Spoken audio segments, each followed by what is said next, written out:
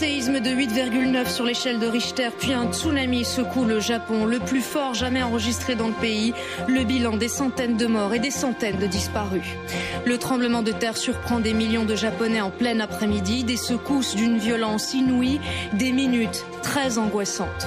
L'alerte tsunami est maintenue sur une bonne partie des côtes du Pacifique. Des alertes préventives, plusieurs pays font évacuer les zones côtières. Pour le reste, l'Union européenne appelle le colonel Kadhafi à partir immédiatement. Son régime doit démissionner sans délai. Décision prise lors du sommet européen. Nous y serons en direct. Et puis la crise en Libye est justement au cœur du magazine Reporter après le journal.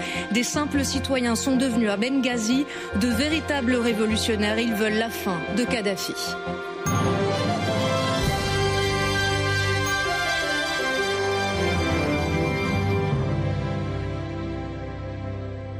Bonsoir, il était 14h46 précisément au Japon lorsque la terre a tremblé.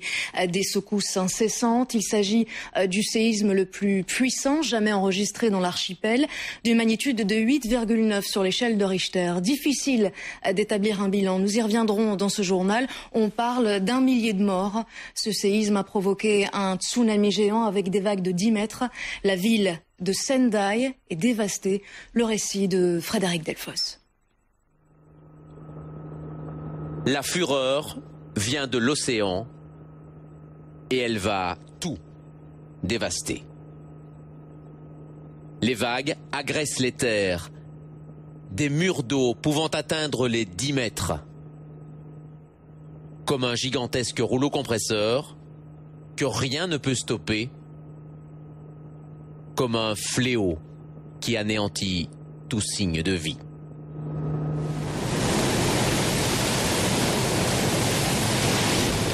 Les flots balaient sur leur passage. Aucune maison ne résiste. Le tapis noir écrase tout ce que l'homme a construit, pensé, réalisé. À une vitesse inimaginable, l'eau inonde les champs, renverse tous les immeubles, détruit les routes, emporte voitures et camions. La vague charrie des milliers de débris qui viennent accroître la puissance dévastatrice du tsunami. Ce soir, Sendai n'est plus, et au vu de ces scènes de désolation, on ose imaginer quel sera le bilan humain d'une telle déferlante. Selon certains médias japonais, sur une des plages de la ville, 200 à 300 corps jonchent le sol. Et ces images, tournées sur le site de l'aéroport de la ville, nous montrent la rapidité du phénomène. En quelques secondes, d'énormes quantités d'eau vont recouvrir toutes les installations. Le tarmac disparaît pour laisser place à une nouvelle mer qui prend naissance sous nos yeux. Réfugiés sur le toit des bâtiments, les voyageurs et le personnel espèrent que le tsunami les épargnera. Seul le vestige d'une piste nous rappelle qu'ici, il y a seulement quelques heures, se trouvait un aéroport. Vu du ciel, c'est en spectateur impuissant que les caméras nous laissent assister aux conséquences dévastatrices du séisme. Les hélicoptères qui survolent la vague sont les témoins d'une force que l'homme ne pourra jamais maîtriser, la force d'une nature toute puissante qui reprend ses droits. Le tremblement de terre de 8,9 sur l'échelle de Richter est le plus important jamais enregistré au Japon. Je le disais, les premières secousses ont été ressenties vers 14h46 à cette heure-là. Les Japonais travaillent pour la plupart, puis soudainement, les immeubles de bureaux se mettent à bouger lentement, puis violemment. Vous allez le voir, les premières minutes de ce séisme angoissantes nous sont commentées par Emmanuel Dupont. Le sol semble se dérober sous les pieds de ces jeunes filles qui, pendant de longues minutes, vont rester recroquevillées sur elles-mêmes au milieu de la rue. À l'intérieur, dans les bureaux, les murs tremblent. Le mobilier s'écroule sous les yeux des employés pétrifiés. Dans chaque immeuble, ce sont les mêmes scènes de panique commentées par les journalistes de la télévision japonaise.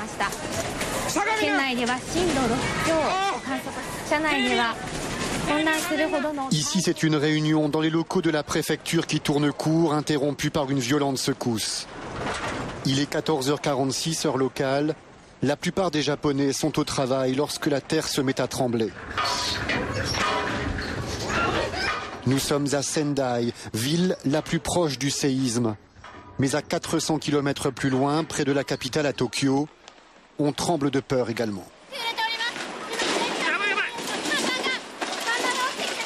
Ceux-là ont eu juste le temps de fuir avant qu'une partie de l'immeuble ne s'écroule. Dans la rue, les employés de bureau rejoignent les commerçants qui ont fui leur boutique. Je n'ai jamais vu une telle agitation. Je ne pouvais pas tenir debout. Je n'ai jamais connu de tremblement de terre comme ça. J'ai eu le sentiment que quelque chose s'est passé dans le monde. C'est effrayant. J'ai bientôt 70 ans et c'est la première fois que je vis ça. La secousse a duré 2 minutes à peine. Des minutes qui ont semblé interminables aux yeux de la population et des autorités. Le Premier ministre japonais était à ce moment en pleine séance parlementaire. Un peu plus tard, il déclarera l'état d'urgence dans son pays. Les dégâts, on les découvre, sont considérables. Un navire avec des passagers a disparu en mer. Une raffinerie de la région de Tokyo a pris feu. Un train de passagers aussi a disparu après le tsunami. Le Premier ministre a décrété l'état d'urgence nucléaire. Les zones touchées ne sont accessibles que par hélicoptère. Le point sur ces dernières heures avec Emmanuel Dupont. Des images spectaculaires d'un incendie dans une raffinerie de la ville d'Ishihara dans la région de Tokyo. Ce complexe industriel est la proie des flammes. On ignore encore comment le séisme a pu déclencher un tel sinistre. Mais sur le littoral oriental du Japon, une vaste zone est en feu. Une zone dans laquelle se trouvent des centrales nucléaires. 11 réacteurs ont dû être arrêtés. Le gouvernement a déclaré l'état d'urgence nucléaire après qu'un incendie se soit propagé dans un bâtiment abritant une turbine. Mais à ce stade, aucune fuite radioactive n'a été décelée. 6000 habitants dans les environs ont toutefois dû être évacués.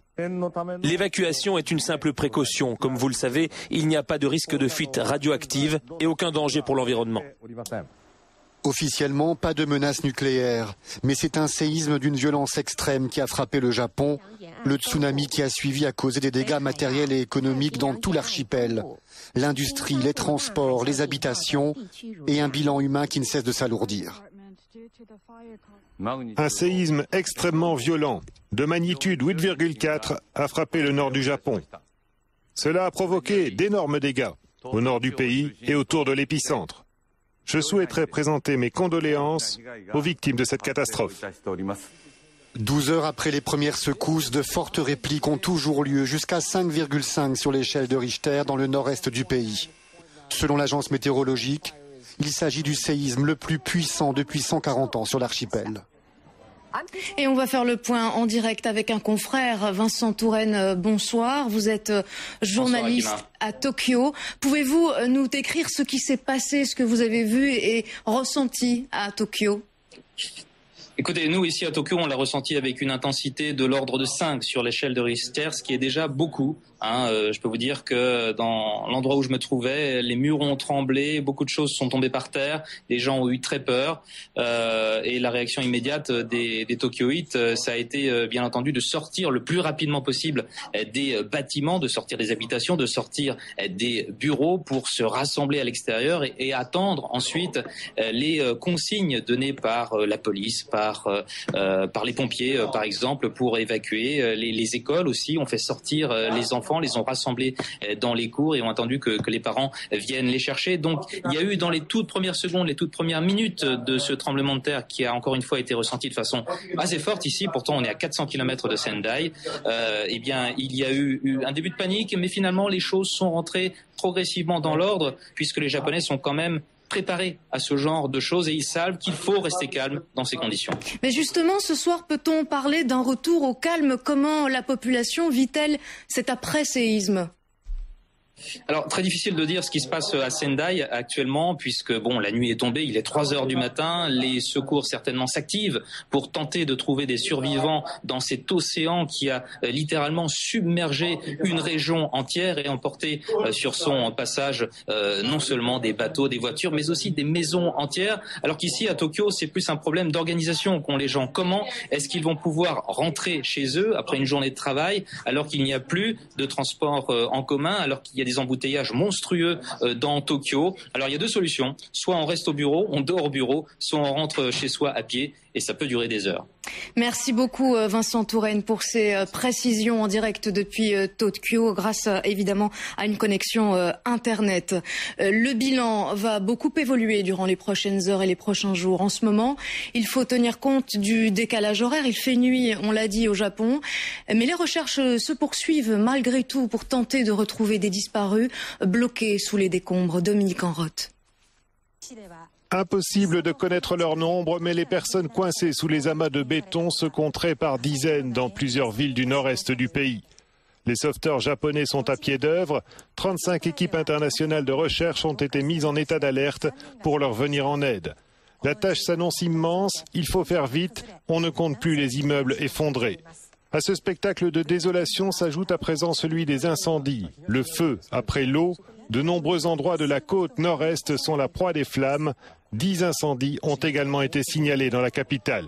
Tokyo, comme de nombreuses autres villes, est ce soir partiellement privée d'électricité. On fait la file dans les magasins, on se prépare à passer la nuit tant bien que mal dans des gymnases privés de courant ou dans la rue, l'endroit le plus sûr pour éviter toute chute de débris en cas de nouveau séisme.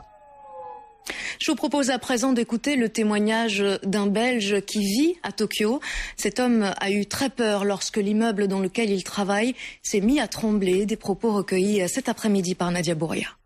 Pour la première fois, j'avais des collègues au bureau qui sont japonais, qui ont commencé à paniquer et qui ne savaient plus trop ce qu'il fallait faire.